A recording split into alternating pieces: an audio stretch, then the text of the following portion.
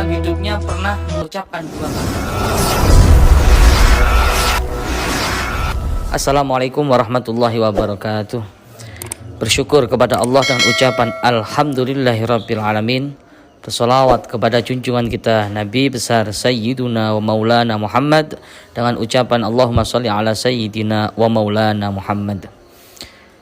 Selamat malam sahabatku Sidis Official dimanapun Anda berada. Mudah-mudahan di bulan suci Ramadan ini, di akhir-akhir bulan agung ini, mudah-mudahan kita semua selalu dalam genangan rahmat Allah, nikmat Allah. Mudah-mudahan kita semua dipanjangkan umur kita, disehatkan badan kita, dilapangkan rezeki kita, dan dikabulkan semua hajat-hajat kita. Wa hajati dunya bil maisarah wa hajatil akhirah bil maghfirah. Amin amin ya rabbal alamin. Malam hari ini kami kedatangan saudara kita, tamu, yaitu dulunya kisahnya mempunyai leluhur kakek non-muslim. Kakek non-muslim. Jadi ceritanya begini, sahabat. Tadi pagi beliau datang ke sini. Beliau sudah akrab dengan kita, bahkan sudah seperti keluarga ya. Jadi pengen sekali tahu nasib arwah daripada non-muslim. Saya nggak menyebutkan agama A, B, C, D ya. Enggak. Yang jelas non-muslim gitu aja. Bagaimana sih nasibnya setelah nazak atau sakaratul maut? Pertanyaan pertama. Terus bagaimanakah di alam barzah nasibnya? Yang ketiga, doa-doa dari anak-anaknya itu nyampekah kepada roh atau arwah orang yang sudah meninggal dalam keadaan non-muslim? Itu 3 poin yang ditanyakan. Bayangkan saya masukkan di sini bukan roh, karena manusia tidak bisa menembus roh. Yas'alunaka 'anir ruh quli ruhu min amri rabbi. Jadi manusia hanya bisa menembus qorin ya. Perlu digarisbawahi, qorin itu harus tahu apa itu artinya qorin. Simak di video-video sebelumnya tentang qorin. Manusia itu terdiri dari jasad, roh, sukma, dan qorin. Itu harus paham biar enggak gagal paham. Bisa disimak di video-video sebelumnya. Jadi 3 pertanyaan itulah yang akan kita kuak bersama. Itu bukan keinginan saya, tapi keinginan salah satu tamu kita. Dan tamu itu sudah saya anggap sebagai saudara sendiri. Awalnya saya nggak ingin mengkuak ini, tapi berhubung mudah-mudahan bermanfaat lah. Berhubung saudara sendiri yang minta keluar tamu seperti sudah keluarga sendiri. Beliau sering silaturahim ke sini dan saya sudah menganggap seperti keluarga sendiri. Jadi ceritanya begitu. Kita akan mendatangkan qorin daripada kakeknya atau buyutnya ya. Wallahu alam, nanti yang jelas datanya sudah masuk ke saya. Beliau juga ada di sini, nanti yang akan tanya-tanya adalah beliau sendiri, akan tanya-tanya langsung. Dan perlu kita ambil hikmah atau ibrah dari pelajaran video ini. Tentunya kita yang mempunyai orang tua, mempunyai nenek atau kakek, leluhur yang non-muslim, apakah nyampe doa kita? Apakah nyampe amal-amal kita yang kita hadiahkan kepada leluhur kita yang non-muslim? Itu. Jadi kita simak video ini, kita akan masukkan qorin daripada leluhur tersebut. Nah, siap Ki? Kedalam raga Ki. Monggo yang mau tanya langsung. Sinten? 2 orang, monggo, nggak apa-apa. Satu atau 2 nggak apa-apa. Pakai bahasa Indonesia, ya. Ini kalau over bahasa Indonesia.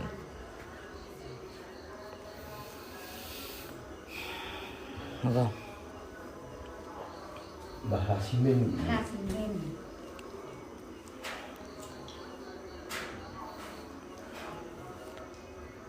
Sampun kepagi ya, Bang.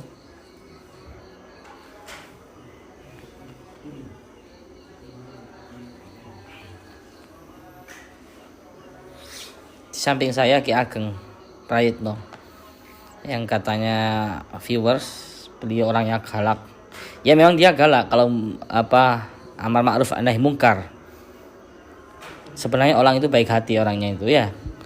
Kalau sweeping dukun galak memang, karena dia mantan dukun, tapi sudah insaf kenal kita, alhamdulillah. Apa lagi?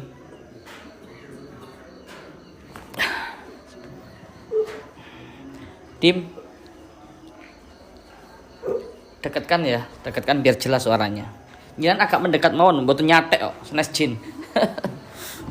Nggih lek jin nyatek.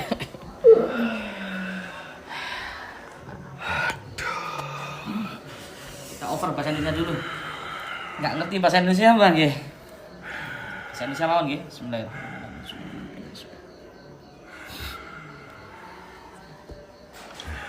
Monggo langsung ditanyakan mawon. Assalamualaikum Mbah, dengan siapa? Mbak nyetek mawon. Mbah, belum ngerti bahasa. Mbah, sinten namine? Bisa bahasa saya ngerti, Mbah? Ngertos. Ngerti ya? Monggo, silakan. Tanya-tanya. Nah, Pak Lasimin itu bagaimana, disiksa apa enggak di sana? Karena sudah meninggal, lain agama dengan keluarga, lalu di sana disiksa bagaimana? Di alam kubur. Ceritanya panjang. KTKP. Sudah meninggal semuanya.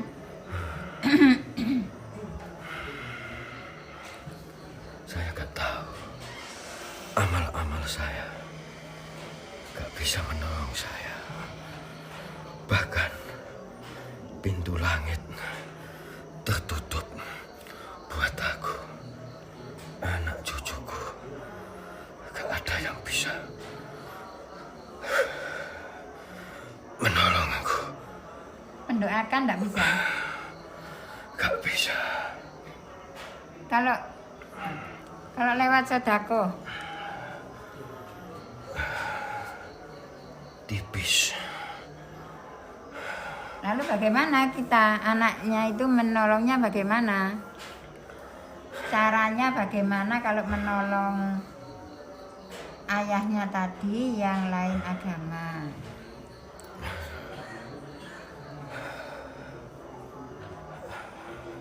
Disiksa bagaimana, Gus? Bukan Gus aku. Ki Ajeng. Bukan. Saya Mbak Lasimin. Lasimin, oh ya, Mbak Lasimin. Disiksa bagaimana di sana? Di alam kubur. Jangan. Biar saya yang menjalani siksaan ini. Kamu jangan seperti saya. Enggak ada yang bisa menolongku. Tanah kuburan gak bisa menerima aku. Jadi anaknya nggak bisa keturunannya tidak bisa menolong. Gak bisa. Gak Itu bisa. anaknya sendiri. Gak bisa. Kalau ibunya sama Islamnya itu bagaimana? Kalau ibunya itu suami istrinya itu Islam.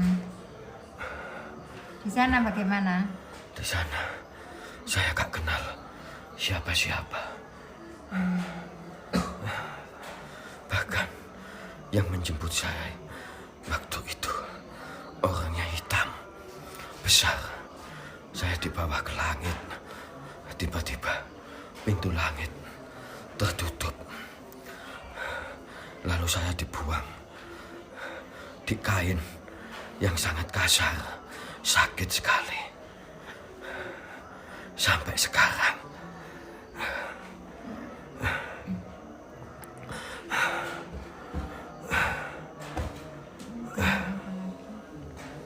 Tanya lawan.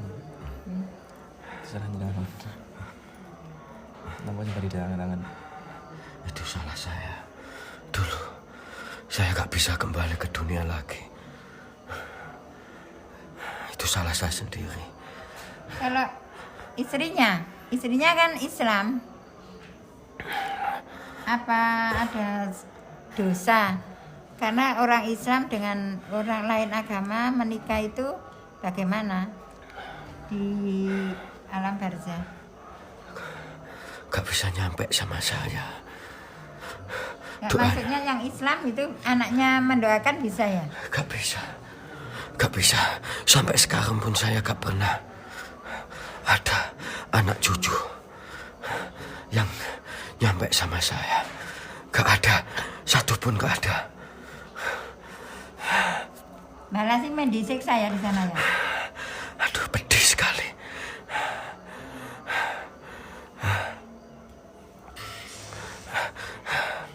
Ya Nggak coba. minta apa-apa ke anaknya? Nggak ada permintaan bagaimana anaknya harus bagaimana?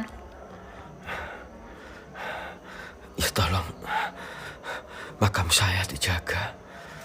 Hanya menjaga makam saja? Ya kalau bisa nyambung. Ya bacakan apa sebisanya. Barangkali bisa nyambung. Tapi selama ini, selama saya gak ada yang bisa nyampe. Jadi orang yang agamanya selain nggak sama ya, nggak sama agamanya berarti tidak sampai untuk kita doakan. Pintu langit tertutup buat aku. Udah nggak ada jalan lain ya. Maksudnya anaknya kan ingin bagaimana ayahnya, ingin doakan, ingin apa lewat sedekah. Nggak ada apa ya namanya itu dispensasi. Dispensasi. Keringanan azab itu nggak ada ya.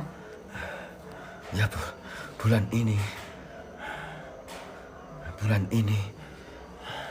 Bisa katanya nggak bisa mendoakan kalau agama lain. Kita berusaha gitu ah. ya coba tanya orang yang lebih mengerti. Minta tolong saya.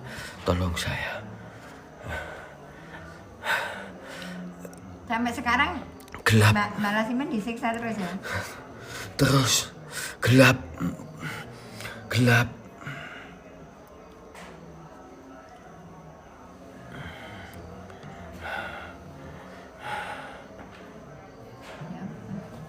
Nah kok gelap? Gak bisa.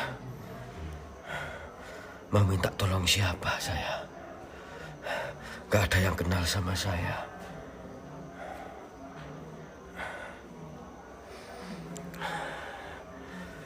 Lalu bagaimana? Nggak bisa. Apa melalui Pak Yai? Ya coba tanya. Gimana? Minta tolong sana. Karena kita ini sebagai anak ya, cucu ya. Nah itu kan ingin supaya orang tuanya yang lain agama itu bisa diselamatkan dari siksa kubur gitu loh. Sejak dulu saya sudah tersiksa, pedih, sakit.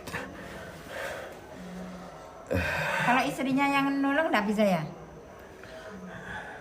Gak ada yang bisa.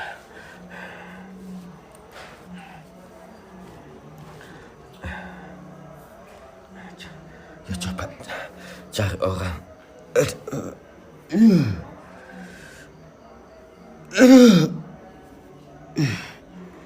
Gelap. Anak cucu gak kelihatan.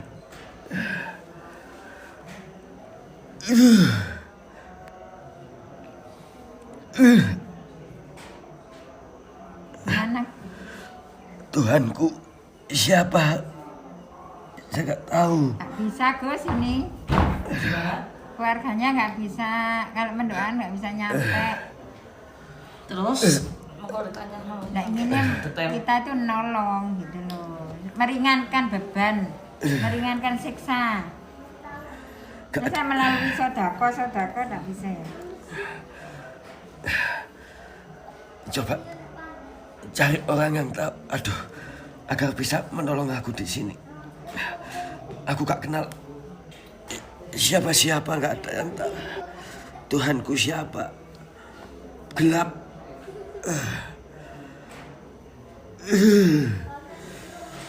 Jadi coba nggak bisa ya. Terus pengakuan Anda ya ketika nazak akhir hayat itu gimana, Pak? Orangnya hitam. Apa itu? Gak tahu. Itu yang membawa saya. Kenapa Anda gitu? Ke langit. Tapi Terus? pintu langit tiba-tiba ditutup. Saya gak bisa masuk. Lalu saya dibuang Dibuang mana? ke tempat kasar. Entah sakit sekali. Aduh, gak seperti orang-orang yang lainnya. Sampai sekarang pun istri, anak, cucu gak kelihatan. Gelap.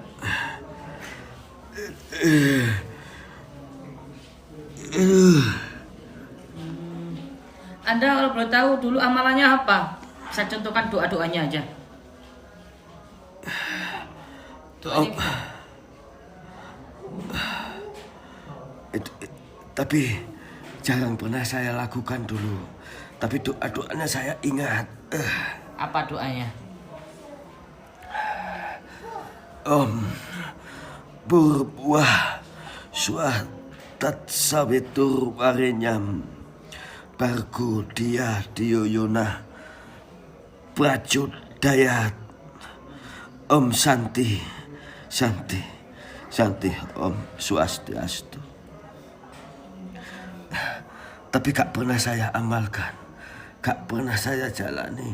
Cuma saya ikuti tok di bibir tok. Bahkan hari-hari raya tertentu pun saya abaikan waktu itu.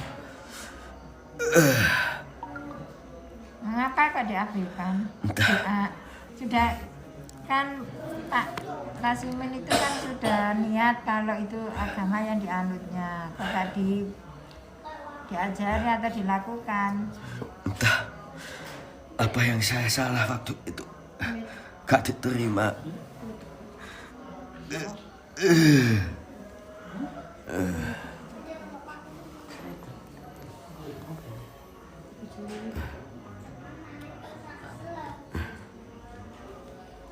Jadi intinya gak ada amal yang diandalkan gitu ya ketika sakaratul maut ya. Apa? Amalan yang menolong Anda ketika nazak sakaratul maut? Gak ada. Anda dulu dunia pernah sedekah?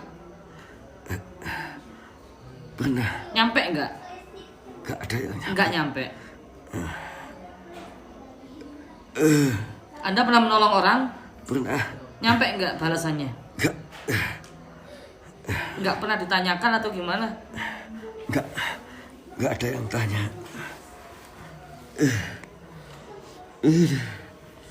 Nggak ada yang tahu.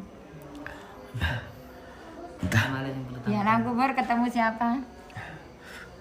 Gak. Mungkar Nakir. Gak kenal.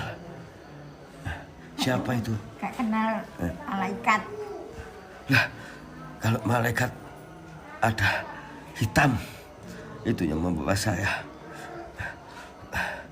Di alam kubur saya nggak ada siapa-siapa. Hitam, gelap, nggak terdengar apa-apa. Ya berarti kan nggak ada solusi ya Gus, kalau ingin membantu yang sudah meninggal lain agama nggak ada solusinya ya. Iya kayaknya. Yang lebih Terputus berarti. terputus kan beda akidah. Gitu ya. Nggak bisa ya, lewat apa saja nggak bisa ya. Nah kira begitu. Ada lagi yang disampaikan, Mbak, Pak? Harus bagaimana anak-anaknya itu harus bagaimana Ya, saya pesan pesannya? harus rukun, Ya tetap doakan saya. Biar siapa tahu. Katanya nggak nyampe doanya. Ya biar saya dapat ampunan. Barangkali bisa nyampe. Terus ya minta tolong orang yang lebih tahu lagi. Aduh. Siapa yang lebih tahu? Pak Yai. Tanya Pak Yai. Ya coba tanya. Dia tahu apakah saya gak ngerti. Yang penting selama ini gak ada yang kenal sama saya. Pak Yai itu siapa saya gak kenal. Sangat pedih kalau di alam kubur itu siksanya. Andaikan kamu bisa melihat aku. Aduh.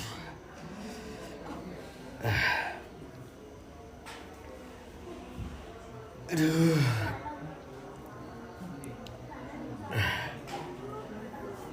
Nggak menyesal di alam kubur.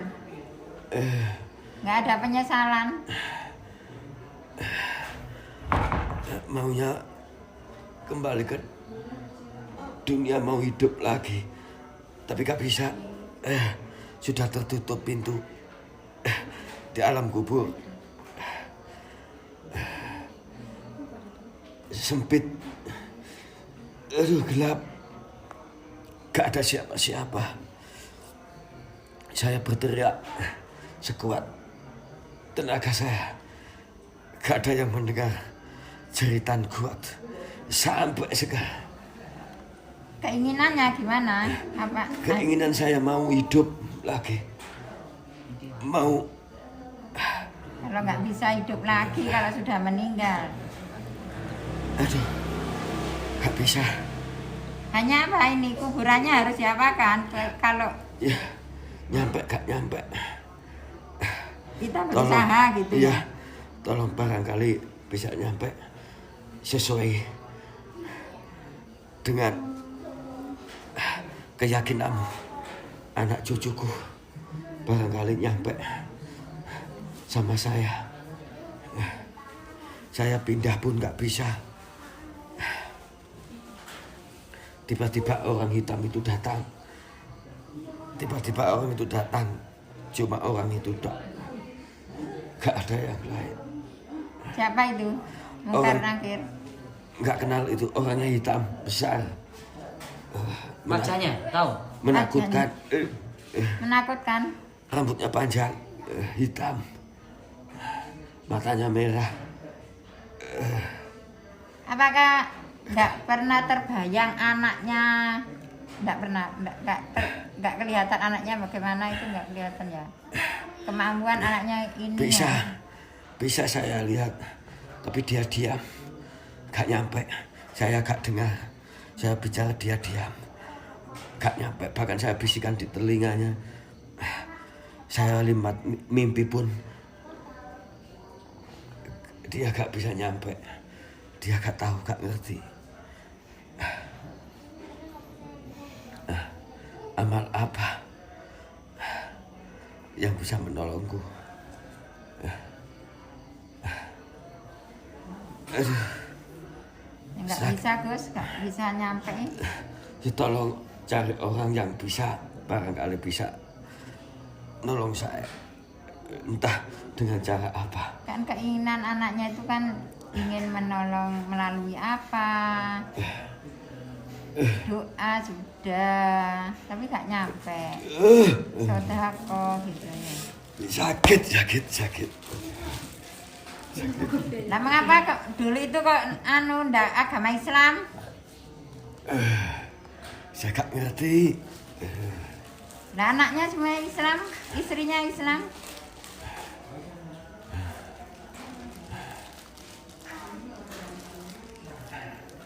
Ya nanu ya jahat. Andaikan saya Dulu jahat ke anaknya.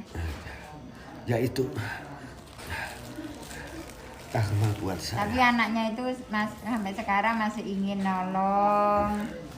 Tapi lewat apa saja gitu kan. Ini tolong sampaikan, saya minta maaf sama anak-anak juga, barangkali bisa nyampe. Anaknya itu selalu kalau sholat mendoakan ke ayahnya. mendoakan doa pada Allah supaya anaknya itu diringankan siksanya tiap hari, tiap waktu. Tapi nggak nyampe ke Anda. Waras, aku minta kopi. Minta kopi? Ya. Nggak ada, di sana nggak ada kopi. Mau minum kopi, Pak? Mau kopi? Iya. Kopi. Narek minum kopi. Enak di Indonesia ada kopi. Nah itu. Mau rokokan sekalian. Anda rokokan enggak? Rokokan betul. Rokok betul sih. Nggak tahu, saya belum ada.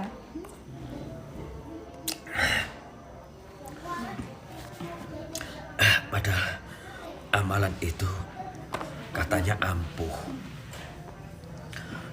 Amalan paling tua. Apa itu? Amalan apa itu? Kalau saya ingat gini, amalannya Om Trilokanam Jiwa Matnam Manoroga Winasanam Wignadisha Winasanam Ilmu itu. Ilmu. Aduh. Apa itu? Ilmu kesaktian apa itu, Pak? Apa itu? Doa apa itu?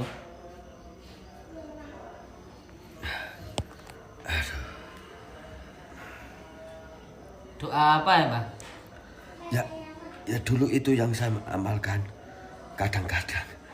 Tujuannya untuk apa itu amal? Tapi setengah-setengah waktu itu. Aduh. Amalannya setengah-setengah. Saya seperti hidup. Enak kopinya? Lagi ya? Lagi, Mang. Gimana? Ambilkan lagi, Mang. Pesannya bagaimana ke anaknya ini? Yang penting anak-anak cucu. Kopi. Enak kopi, Rek. Yang rukun? Ya, sama-sama doakin saya. Kopi, Mbak. Bahkan kalau bisa nyampe. Kancani pisan. Aduh. Kopi, Mbak. Bagus dong, enggak Gus. Ya, Nggak bisa nyampe. matur suwun. Matur suwun. Loh, kok bisa matur suwun sih? Kopi. Mau rokok? Nanti. Ya. Sudah? Tidak Ada lagi yang disampaikan? Punya kuburannya katanya suruh bersih. Ya, Oh, Kuburannya suruh bersih, anak-anak cucunya suruh rukun. Tapi kalau doanya ke dia itu tidak bisa, katanya. Tidak nyampe. sudah dipulangkan. ya dibaca terus bisa barang lagi. Ini Oh, barang lagi bisa nyampe siapa tahu. apa namanya gitu. Ya pokoknya kita berusaha, tapi kan lain agama itu apa? Kalau kita kan doanya kepada Allah, Allah siapa? Tuhan kita, Tuhan saya, Maha Pencipta.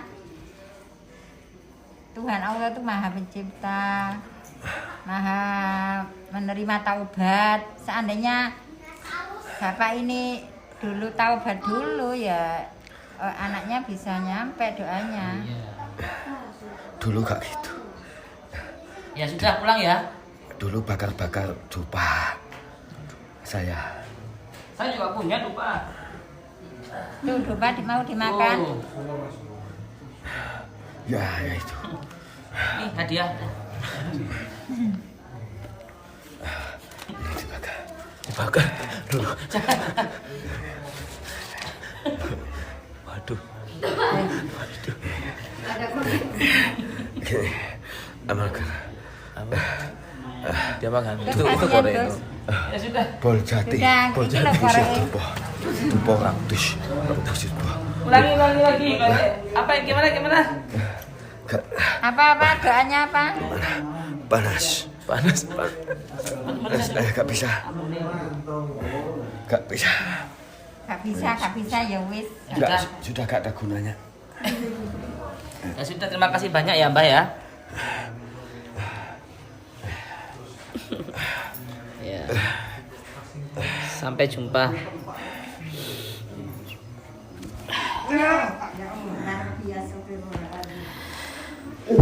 setelah kita saksikan bersama, ini pengakuan Qorin loh ya, pengakuan Qorin.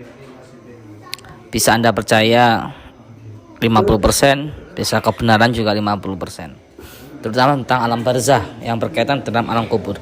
Kalau yang berkaitan dengan nazak atau sakaratul maut, kalau saya sendiri pribadi percaya 100% lah. Tapi kalau alam kubur masih 50%. Ada ba'dul ulama yang mengatakan ada dua pendapat, bahwa orang kafir atau non muslim yang pertama itu tidak ditanya oleh mungkar dan nakir, ya, tidak ditanya. Yang ditanya adalah orang Islam yang beriman dan orang yang munafik. Jadi yang ngaku-ngaku iman, ngaku-ngaku beribadah, tapi sejatinya tidak, itu munafik namanya ya. Itu yang ditanya oleh mungkar dan nakir, pendapat pertama.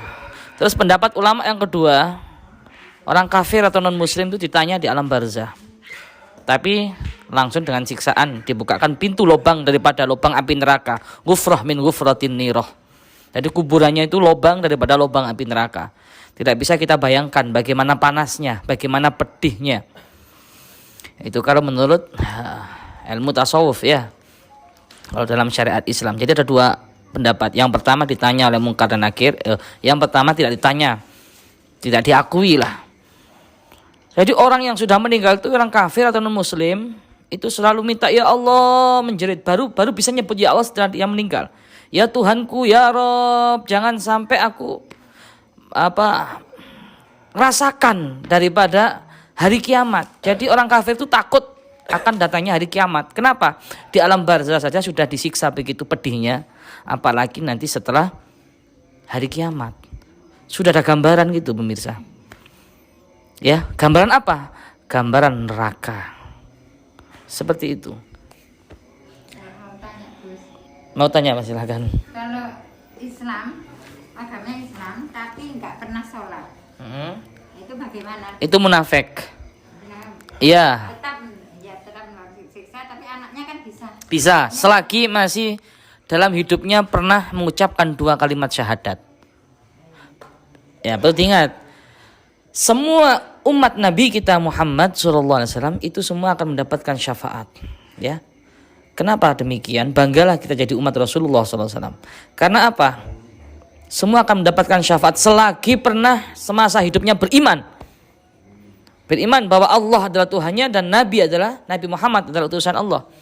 Selagi pernah asyhadu an la ilaha illallah wa asyhadu anna Muhammadar Rasulullah, itu nanti kelak akan mendapatkan syafaat Rasulullah SAW. Kalau mau sedekah itu harus diikrarkan atau bagaimana?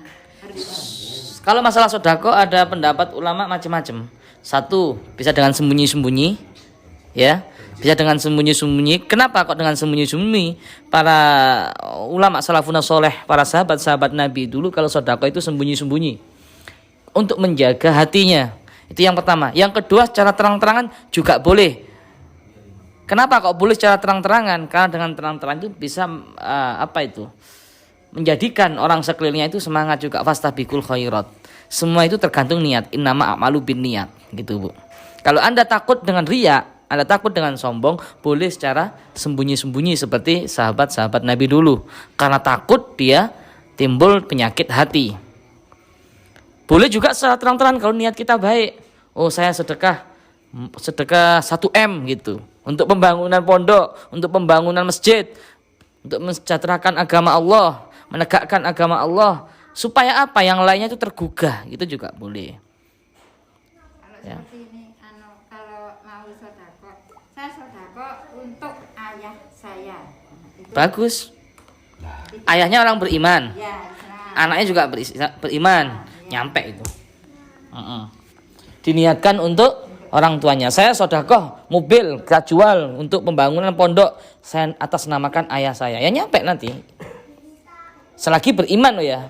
Selagi akidah, sama-sama satu akidah. Orangnya nggak pernah sholat, ya tetap bisa ya kita. Insya Allah. Tetap bisa. Insya Allah. Insya Allah selagi pernah semasa hidupnya beriman gitu aja. Insya Allah masih satu akidah. Dan orang itu walaupun nggak pernah sholat, walaupun nggak pernah melakukan apapun, selagi pernah beriman, insya Allah akan masuk surga umat Nabi. Tapi ya belakangan. Ya, dihajar dulu ya di neraka. Kira-kira seperti itu. Dan yang paling saya sampaikan di sini ya. Siapakah umat Rasulullah yang paling belakangan masuk surga? Yaitu adalah golongan orang-orang yang durhaka kepada kedua orang tua.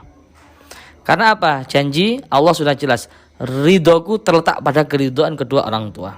Dan murkaku terletak pada kemurkaan kedua orang tua.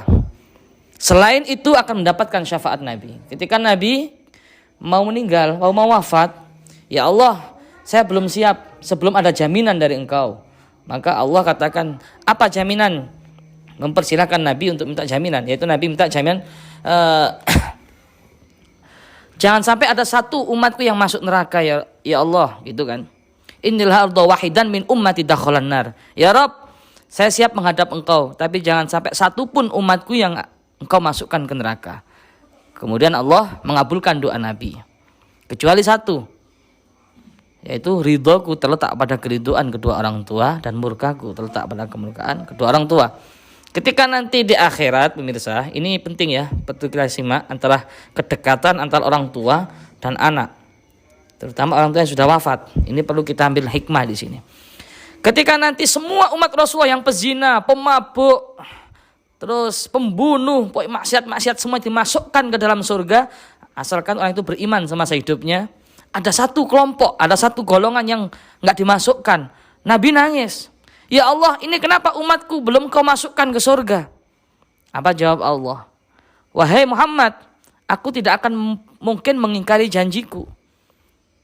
Rasulullah bertanya, janji yang mana ya Rabb? Ingat, ridhoku terletak pada keridhoan kedua orang tua, murkaku terletak pada kemurkaan kedua orang tua. Nah, akhirnya Rasulullah sujud sampai bertahun-tahun nangis, ya Rabb, tolong ampunkan. Setelah itu baru diampunkan. Tapi dengan persetujuan kedua orang tuanya, ditanya orang tuanya, wahai fulan bi fulan, apakah engkau ridho dengan anakmu?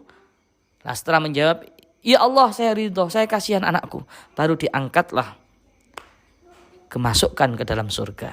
Jadi jelas ya pemirsa, keramat kedua orang tua, muliakanlah, jadikanlah ayahmu raja, jadikanlah ibumu ratu. Bila perlu, buat ritual. Setiap malam Jumat Legi atau apa, itu basuh kaki ibumu, basuh kaki ayahmu dengan air hangat, muliakan.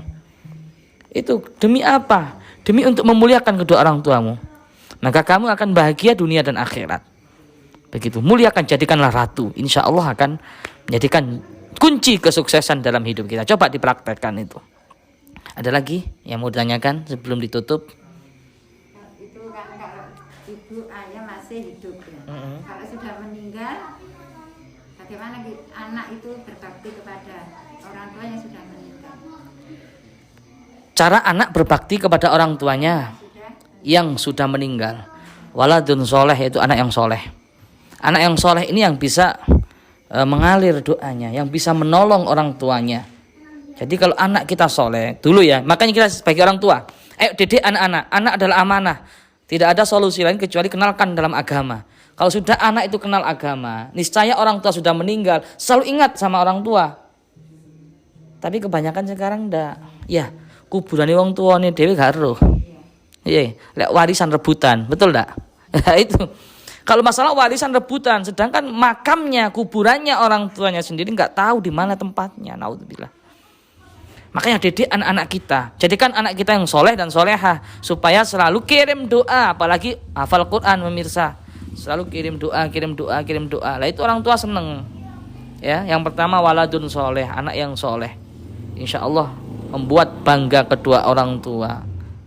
Begitu Bu. Di dunia saja itu kalau anak kita soleh, itu bisa membuat bangga kedua orang tua Bu. Oh, anak saya hafal Quran. Oh, anak saya jadi ustadz, anak saya jadi kiai, anak saya sopan, santun. Orang tua aja udah bangga. Gimana nanti di akhiratnya pasti malah bangga. Di alam kuburnya pasti malah bangga. Itu anak bisa memuliakan kedua orang tua ketika masih hidup. Dan juga bisa menyesatkan kedua orang tua masih hidup juga loh. Contoh misalkan di kampung sebelah ada orang tawuran, ada orang berkelahi, iku mesti anake wong iko. Sandal nek masjid ilang, anake wong iko. Ana rampok, gelut, anake wong iko. Mesti ngoten. Kadang endoki wong iko. Jadi di dunia sudah menyengsarakan orang tua kalau perbuatan anak itu jelek. Jadi di dunia bisa memuliakan orang tua, juga bisa menyesatkan kedua orang tua. Di akhirat juga gitu anak. Bisa memuliakan orang tua, bisa nolong orang tua, juga bisa menyesatkan kedua orang tua. Yang memuliakan contoh. Orang tua ini sudah masuk neraka, Bu. Sudah masuk neraka. Tapi anak ini soleh banget. Doa anak ini doa sama Allah sehingga malaikat berkata, wahai anakku cukup, jangan berdoa. Siapa orang tuamu? Itu malaikat, orang tua saya berada di neraka. Berkah anak yang soleh itu di alam akhirat dimasukkan ke surga. Dan juga di akhirat kebalikannya, anak juga bisa menyesatkan kedua orang tua. Contoh, orang tua sudah enak-enak di surga, Bu. Orang tua sudah enak-enak di surga, amalnya bagus, tapi anak di neraka. Karena nggak pecus, nggak bisa didik anak. Lah orang tua yang sudah duduk di kursi surga ditarik sama malaikat, dicemplungkan ke neraka. Gara-gara lihat itu anakmu masih di neraka. Gara-gara kamu nggak bisa didik anak. Lah gitulah, itulah pentingnya kita mendidik anak. Jadikan anak kita yang soleh dan soleha supaya kita bisa ditolong oleh anak baik di dunia maupun di akhirat. Sudah ya? Ada lagi? Ampun. Kalau anaknya itu sudah dididik tapi nggak mau, kan sekarang itu kalah dengan HP ya. Mau sholat. Ini kalau nantinya diabaikan anaknya sudah baik, karaktermu itu gimana? Salah itu orang tua. Ya, orang tua itu pentingnya, orang tua itu dari kecil harus mendidik anak, kenalkan dengan agama supaya nggak campur sama pergaulan zaman sekarang. Sekarang aja banyak kok anak itu yang mendelik, melotot sama orang tua, bahkan berkelahi sama orang tua, tonjok-tonjokan. Oh, anak yang membunuh orang tua aja banyak sekarang, Bu. Kasus seperti itu. Orang tua ngeracun anak juga banyak. Ya karena apa? Nggak bisa didik dari kecil, katut pergaulan sehingga durhaka, berani sama orang tua. Nah untuk itu ayolah, mumpung belum terlambat. Kalau sudah terlambat ya harus keras kita didik anak. Ya, harus keras. Ini tidak bosan-bosan. Betul. Terus itu kewajiban. Karena anak adalah amanah. Anak adalah amanah yang harus kita jaga, harus kita rawat sampai betul-betul akhir hayat kita. Jadi jangan pernah menyerah untuk selalu mendidik anak supaya anak tersebut jadi berlian kebanggaan kita. Intinya seperti itu, Bu. Kalau bisa anak yang masih kecil, kan di dalam kandungan aja sudah didik anak harusnya seorang ibu itu. Dengan sering dibacakan sholawat, dibacakan Al-Quran, itu supaya didikan sudah. Thalabul ilmi fardhatun minal lahdi. Dari alam kandungan sudah harus didik biar nanti anaknya itu jadi orang yang hebat, kan gitu. Dari kecil, Masya Allah, para wali-wali dulu didik anaknya luar biasa. Cara ngajak mainnya itu luar biasa, Bu. Ngajak mainnya dengan contoh, bukan hanya dengan ucapan. Ya, kebanyakan sekarang orang tua kan, sana sholat, dengar suara azan, Allahu Akbar, sana sholat. Tapi orang tuanya nonton TV, orang tuanya main Facebook, orang tuanya nonton YouTube, kan gitu. Ya anak pasti kan bangkang. Tapi kalau dengan contoh, orang-orang dulu Masya Allah, pagi-pagi itu nyontohkan anaknya ngajak main dengan sholat duha. Sehingga anaknya yang masih kecil ikut sholat duha. Dengan terbiasakan seperti itu. Contoh intinya. Nggak perlu banyak nasihat, nggak perlu banyak omong, tapi dengan contoh. Insya Allah anak akan jadi yang baik. Harus dipondokkan. Itu Bu ya? Sudah ya? Semoga bermanfaat.